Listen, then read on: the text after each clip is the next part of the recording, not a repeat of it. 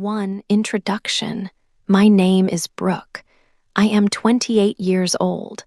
I work in a small flower shop. This shop is in the city. I enjoy my work.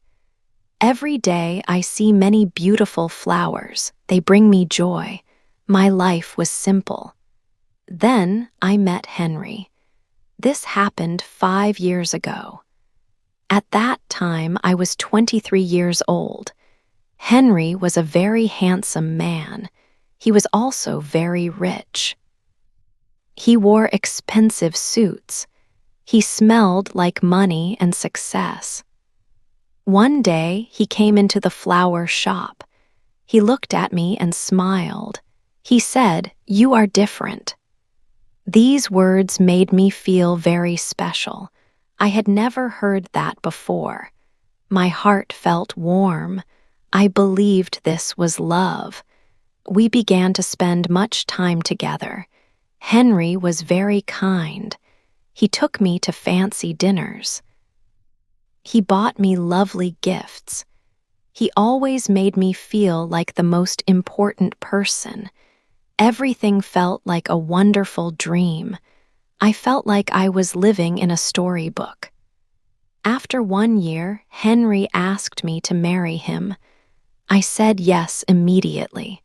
I was so happy and excited for our future.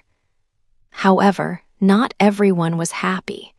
My mother told me to be careful. She said, "Brooke, think about this." My best friend was also worried. She cried at my wedding. She asked me, "Are you really sure?" But I did not listen to them. I was so in love. I believed that Henry was perfect for me. I truly thought that I was the luckiest woman in the whole world. Our love story felt exactly like a fairy tale. I imagined we would be happy forever. I thought our love was very strong. I never imagined anything bad could happen. I only saw a happy future with Henry. 2. His words hurt. Our marriage began like a beautiful dream. Every single day felt special and full of joy. Henry was incredibly kind to me at first. He often bought me beautiful gifts, sometimes delicate flowers, just like the ones I sold in my shop. We went to fancy restaurants for dinner almost every night, where he would hold my hand across the table.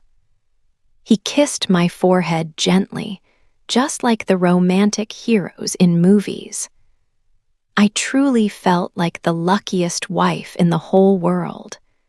Our home was always filled with laughter and happy sounds.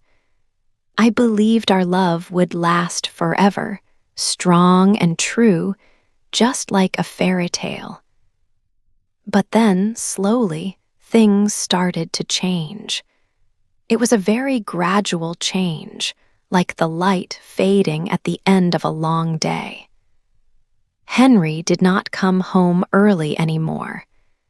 He began to arrive home late, sometimes very late at night, long after dinner was cold. When he finally came in, he was quiet and distant. He did not talk much to me, and he seemed far away, even when he was sitting right next to me on the sofa. He stopped giving me gifts, and he stopped kissing my forehead. The happy laughter in our home became less and less, replaced by a heavy silence. I felt a coldness growing between us, a distance I could not understand. I tried hard to make him happy, to bring back his smile. I tried to talk to him, to ask what was wrong, but he just turned away or said nothing. Once, he simply told me that I was boring. His words made my heart ache with sadness. One evening, I desperately wanted to make him smile again, to feel close to him. I cooked his absolute favorite dinner, a special meal he used to love. I spent a long time in the kitchen, carefully preparing everything to be perfect. I set the dining table beautifully with our best plates and shining glasses. I even lit small candles to make the room feel warm and inviting.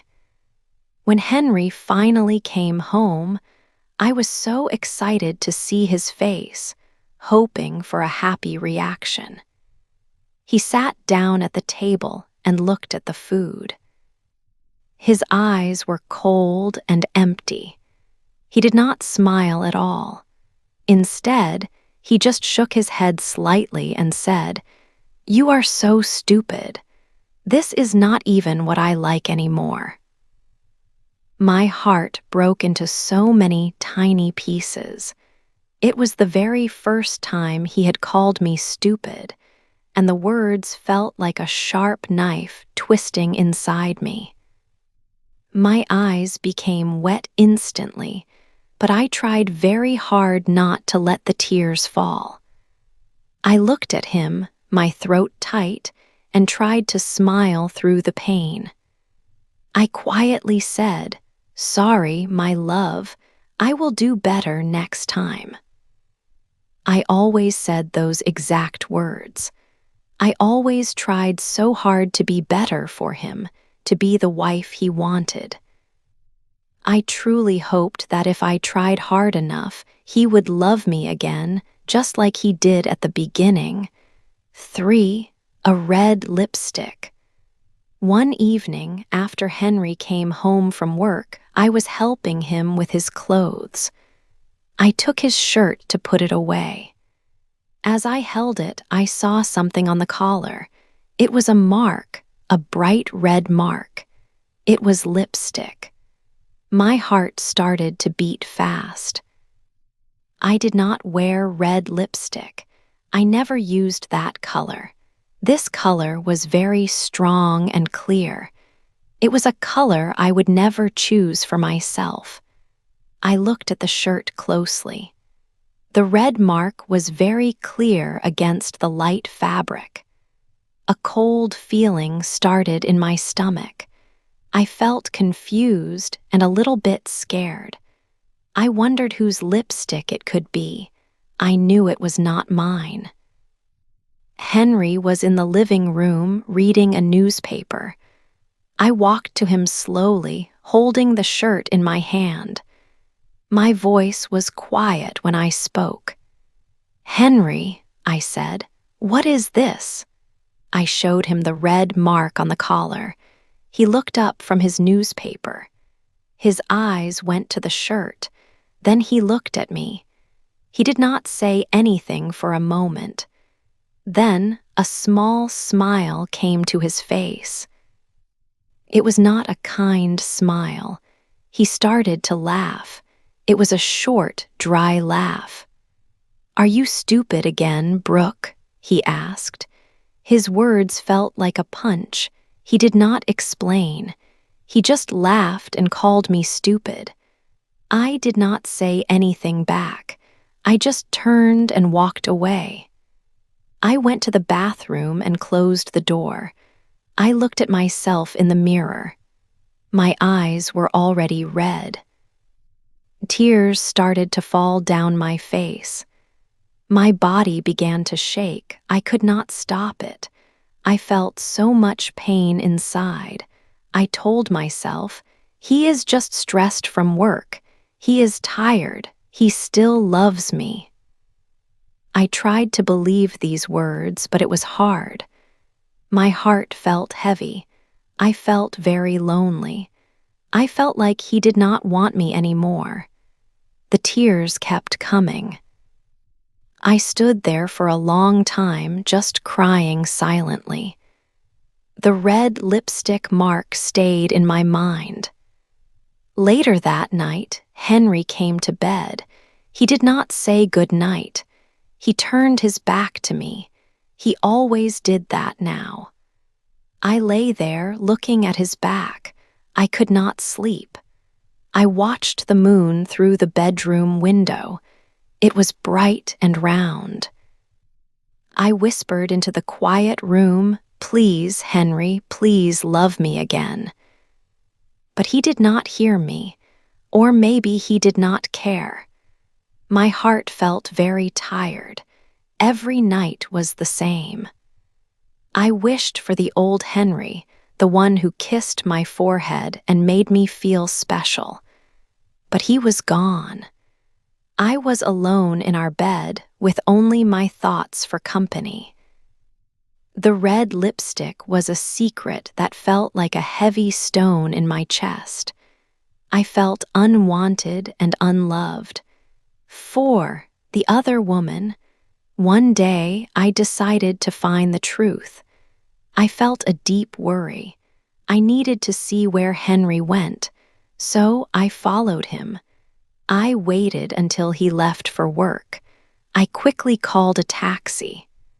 I told the driver to follow Henry's car. My hands were shaking. My mind was full of questions. What would I see? The taxi drove slowly behind his car. I watched carefully, trying not to be seen. I felt a strange mix of fear and a need to understand. Henry's car stopped at a nice restaurant. He got out. My heart beat fast. Then a woman came out. She was beautiful. She wore a bright red dress. It was the same color as the lipstick I found on Henry's shirt. A cold feeling went through me. Henry smiled at her. It was a big, happy smile, the kind he used to give me. They stood close. They talked and laughed together. Her laugh was loud. She touched his arm gently, like he was hers. My stomach felt sick. I watched them from the taxi. It was like watching my own life as a movie. I felt a sharp pain. This was the other woman I had feared. They went inside. I stayed in the taxi. I waited for a long time. My eyes did not leave the door. After a while, Henry came out alone. He got into his car and drove away. He did not look back. I paid the taxi driver. My legs felt weak, but I walked to the restaurant. I went inside. I saw her sitting alone at a table, still in her red dress. She was looking at her phone. I walked to her table. My voice felt small, but I spoke clearly. "He is my husband," I said. My voice was quiet but firm. She looked up. Her eyes met mine. She did not look surprised or sad or sorry. Instead, a slow smile came to her face. It was a calm smile, like she knew I would come. "I know," she said. Her voice was soft but strong. She did not say more, she just kept smiling. Her words hit me like a cold wave. I stood there looking at her. I could not speak. My world felt like it was breaking into many small pieces.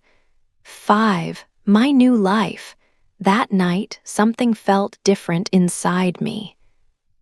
It was like a new door opened. After seeing Henry with the other woman, I knew I could not stay. I went home and started packing my bags. There were no tears this time. My hands did not shake. I looked at myself in the mirror. My eyes were clear. I said to my reflection, "You are not stupid." This was a new feeling, a strong feeling. I felt a quiet power. I packed only a few things. Clothes, some books, and a small photo of my mother. I left a note for Henry on the kitchen table. It was a short note. It simply said, "I gave you my heart. You gave me pain. Goodbye." I did not write anything else. I did not want to say more. Then I closed the door to the house and walked away. I did not look back. I traveled far away. I went to a small town by the sea. It was a quiet place with small houses and old shops. The air smelled of salt and fresh fish. The sound of waves was calming. I found a small room to rent. It had a window that looked out onto the ocean. This new place felt safe. It felt like a place where I could breathe again. I needed a job. I saw a sign in a bookshop window. It said, "Help wanted." I walked in and asked for the job. The owner was a kind, older woman. She gave me the job. I started working there the next day. The bookshop was cozy. It smelled of old paper and coffee. I liked helping people find books. I liked talking about stories. Slowly, I started to feel better. I met new people in the town.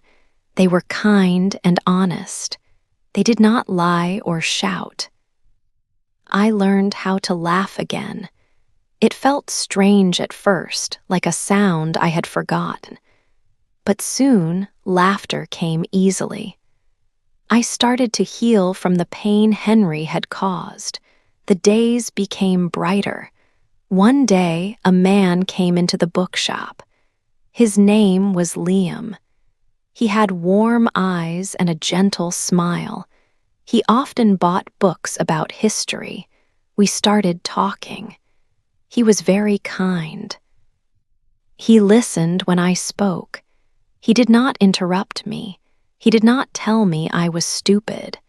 He simply listened to my words. He asked how I was and waited for my answer. He seemed to truly care. His presence was a quiet comfort. He often helped me carry heavy boxes of new books. He would tell me small, funny stories about his day. I felt safe when he was near. This new life in this small town, with my new job and new friends, felt like a fresh start.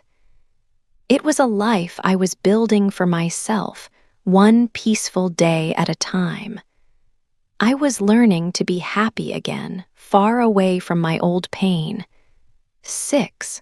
A letter from my past. 1 year passed quickly. Brooke's new life in the small town was peaceful. She enjoyed her job at the bookshop. She laughed more often. She felt happy and safe. Liam was a kind friend. He listened to her and made her feel good. She had found a quiet joy she did not have before. Her old life felt far away, like a bad dream. She often walked by the sea, feeling the cool air and the sun. These moments were very precious to her. Then, one sunny afternoon, a letter arrived. It was with the other mail. Brooke saw the name on the envelope. Her heart beat a little faster. It was Henry's name. She took a deep breath. She opened the letter slowly. His writing was familiar, but it felt like it belonged to a different time. Henry wrote many words. He said he was very sorry for everything. He wrote that he missed her every day. He said his life was not good without her. He admitted he was wrong. He wrote that he made many mistakes. He said he understood now how badly he had treated her. He wrote that she was the best part of his life. He asked if they could meet. He wanted to talk. He wanted to explain everything. He hoped they could start again like before. Brooke held the letter. Her hands shook a little, but her mind was very clear. Her heart felt strong. She remembered the sad times. She remembered the pain he caused her, but she also remembered finding her own strength. She remembered leaving him without tears. She remembered building her new life, piece by piece, in this quiet town. She looked around her small, happy room. She thought about Liam's kind smile and their easy conversations. She knew what she wanted. She did not want to go back to the past. She wanted to stay in her new, peaceful life. Her decision was firm. She felt calm, not angry or sad. She knew what she had to do next to protect her peace. 7. A new love. That night, Brooke told Liam about the letter from Henry. She showed him the paper with Henry's writing. Her hands were not shaking now, but she felt a small feeling in her stomach. Liam took the letter and read it slowly. He looked at Brooke, his eyes kind and full of care. He did not ask many questions. He just listened to her words, letting her speak about everything she felt. Then, Liam took Brooke's hand. His touch was warm and steady, a comforting presence. He did not say, "You must do this," or "You must do that." Instead, he said, "Brooke, you are strong. You do not have to go back to old pain to find love. Love should feel safe. It should make you happy." His words were like a soft blanket around her heart. She felt safe with him. She felt seen and truly understood. This was a new kind of love, a love that did not ask her to change or to be silent.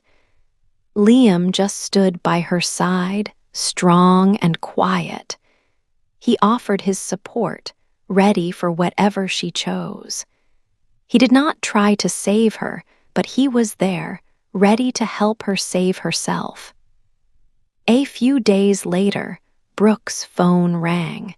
She saw Henry's name on the screen.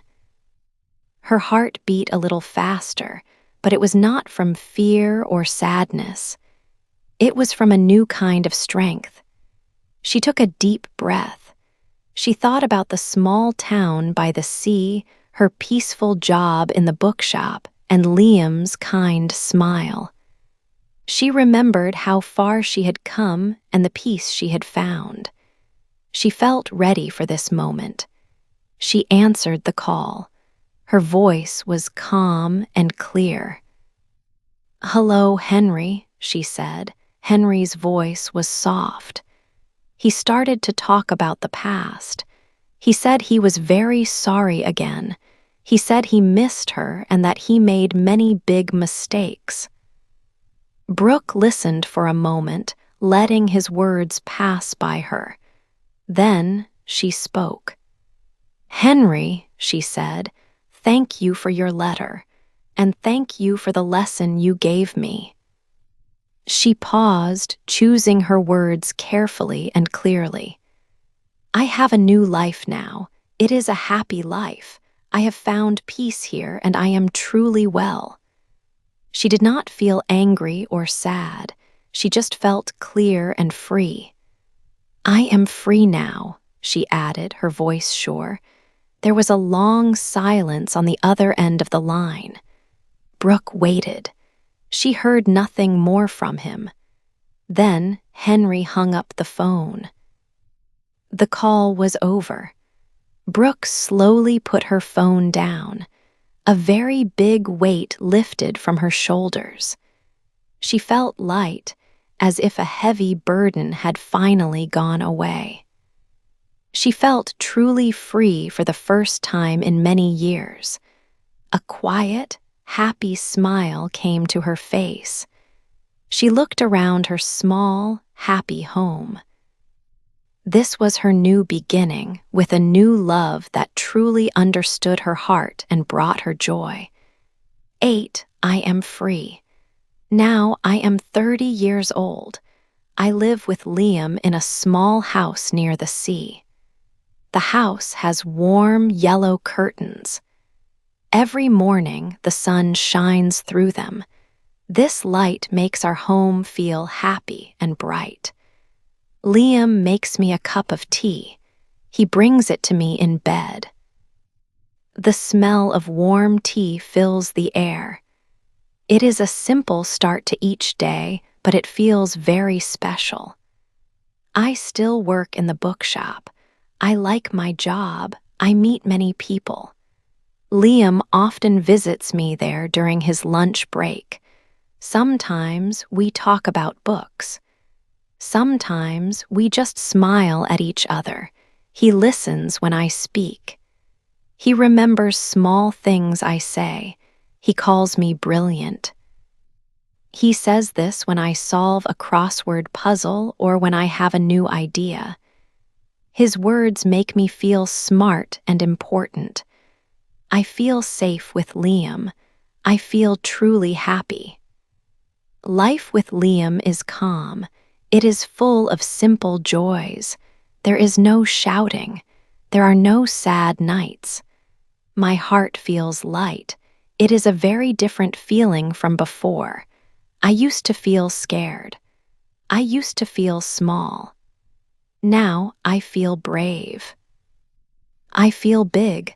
I know that true love should make you feel this way. It should not make you feel afraid or sad.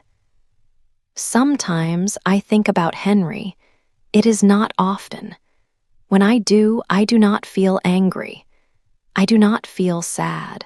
I do not cry. I do not smile. He is just a memory. He is a part of my past. He is a lesson I learned. He showed me what love should not be. He showed me what I did not want.